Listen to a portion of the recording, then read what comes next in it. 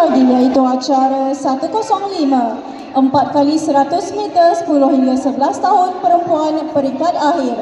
Diperkenalkan pasukan-pasukan yang mengambil bahagian bagi acara ini.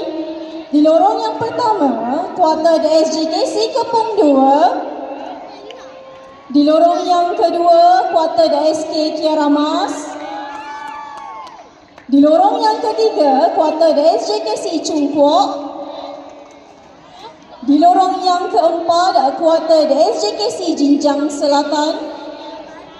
Di lorong yang kelima, kuarter SJKC Jinjang Tengah 2. Dan di lorong yang keenam, kuarter SK Kampung Batu. Sama-sama kita berikan sokongan kepada semua pasukan yang mengambil bahagian.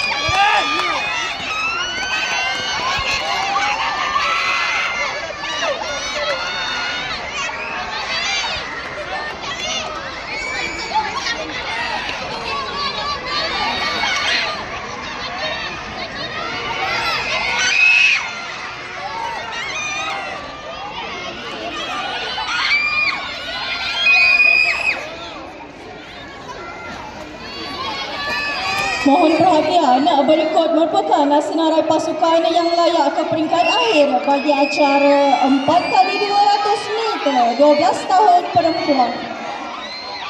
Pasukan SK Bandar Baru Sentul, pasukan SJKC Chalman, pasukan SJKC Sentul, pasukan SJKC Jinjang Selatan, pasukan